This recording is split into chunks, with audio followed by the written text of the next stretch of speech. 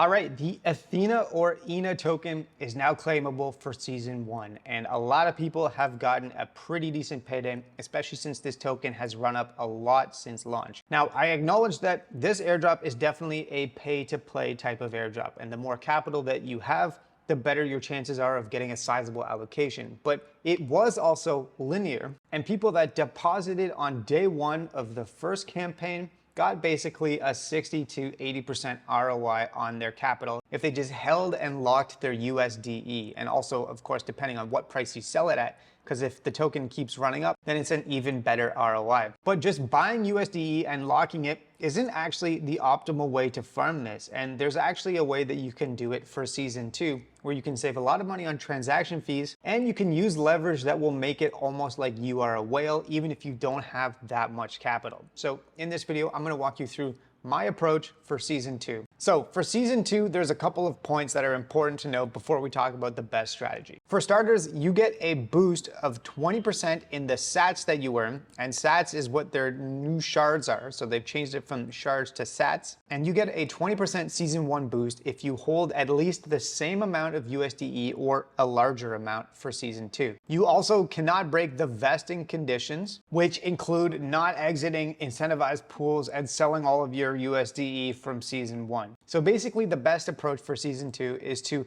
at least increase the amount of USDE that you hold marginally in order to ensure that you get that max boost and you don't lose your allocation. Now, aside from that, the thing about season 2 is that they've added a bunch of integrations onto L2s, specifically Mantle, which is already one of my favorite L2s anyway. And when it comes to what you can do with USDE on Mantle, there's basically a couple of approaches. You can take your token and you can use it in DeFi apps like providing liquidity on Merchant Mo, using it in it in order to actually earn 20x sats, or using it on the IntenX platform to also earn 20x sats. So actually all 3 of these DeFi apps, if you use your USDE in them, you earn 20x sats. And of course, the good thing about interacting on the Mantle L2 is that transaction costs are a small fraction of Ethereum mainnet. And I do think that these are solid ways to use USDE, but in my opinion, what takes the cake is Pendle, which is now launched on the Mantle L2, because this is where you can earn sats for the Ethena campaign. You can also earn eigenlayer points by holding USDE, and so it's 0.0012 eigenlayer points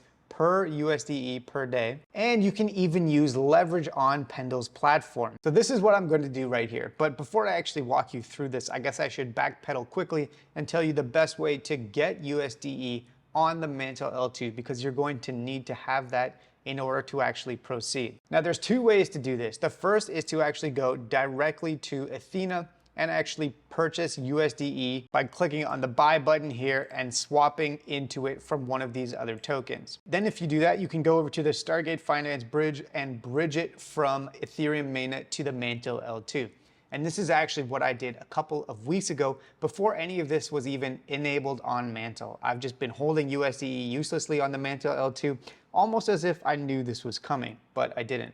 Big brain play from me on accident. Anyways, that is the first way to get USDE on the Mantle L2, and then you can take it over to Pendle and interact with this application. The other way that you can do it is to bridge some other assets to Mantle and then go over to Merchant Mo, which is a decentralized exchange, and here you can swap into USDE on the Mantle L2. So what you could do with this is bridge USDC or ETH or some other token directly to Mantle and then swap to USDE on the Mantle L2 here. And the best approach for you is just going to depend on where you already have assets. You'll save a small amount on transaction fees if you're bridging from another L2 to the Mantle and then swap here on Merchant Mo, but then you also have to deal with slippage, which you won't have to deal with if you buy it directly from the source on mainnet. Although then in this case, the bridging fee by using Stargate Finance is probably going to be in the tens of dollars. And so you have to figure out what's actually going to be better for you based on where your assets are and the amount of capital that you're using. Anyways, once you have USDE on the Mantle L2, Pendle is where it's at. So we've got 3 options here, as with all of the other Pendle points programs. The PT USDE is a token that you buy where you give up all of your sats and eigenlayer points and you're earning a fixed yield. So if you want to just take your USDE, forego all of the airdrop campaigns and just get this ridiculous fixed APY, you can purchase the PT USDE and that is what you will get. Now the middle option is where you're LPing your USDE. If you do this, you still get to earn points from the USDE and also a smaller amount of eigenlayer points, and you also earn a yield for providing that liquidity. However, one thing I'll say is that this rate that they're advertising here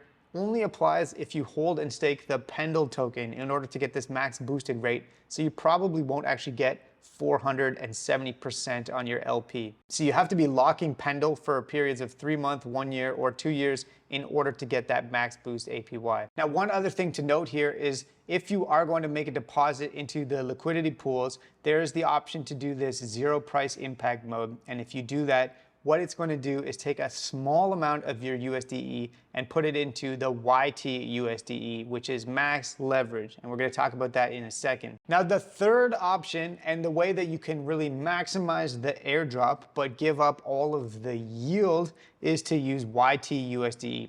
And not only are you giving up the yield, but you're also sacrificing the value of your capital. It's going to be worth 0 at maturity. So the basic way that I can explain this is, let's say you have 1,000 USDE. If you buy YT USDE with it, basically you're leveraging up 90x on Ethena sats, and also you're getting boosted eigenlayer points per USDE. So this is a ridiculous way to maximize your points for the airdrop. However, in exchange for doing this, you give up all of the yield, which goes over here to the LPs and the PTs, and also the value of your tokens. So that $1,000 is going to be worth 0 at maturity. It gradually decreases over time until the expiry date of the YT.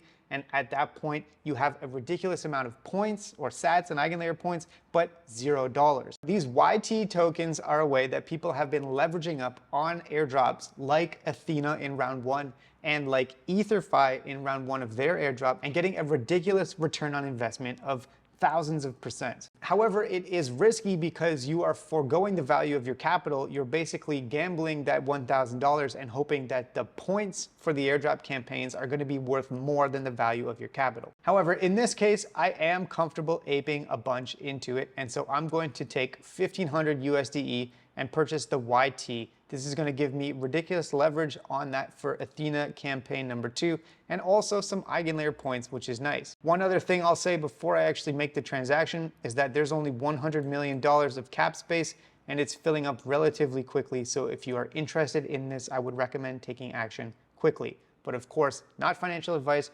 Do your own research. Many risks associated with this, smart contract risk, and also the risk of losing your capital. Anyways, I'm going to go ahead and make a purchase of the YT for 1,500 USDE. And then I'm going to go ahead and confirm the transaction in the wallet here. So if I go here to the portfolio tab, I can track the position. So far, the points haven't actually started distributing. And if I open up my wallet here and click on the transaction for the deposit that I just made, this is where I can see the token that I just purchased. So this is that YT USDE. Now the expiry date for this is the 25th of July. So if I hold this token to July 25th, it will be worth $0, but I'll have a ridiculous amount of points. And then the alternative is that I could sell it at some point before expiry. I would still retain all of the points that I had accumulated up until then, and then recoup the value of the token for whatever was left at the date that I actually sold the YT. Now, you won't be able to see the token in your wallet automatically. If you just click this button to add the token, it won't work because the token name is too long. So you actually need to remove the 25 July 2024. So that's why you need to do it manually by hitting import token, pasting in the contract address, and then removing the date at the end of it. And then you'll just be able to see the YT USDE symbol.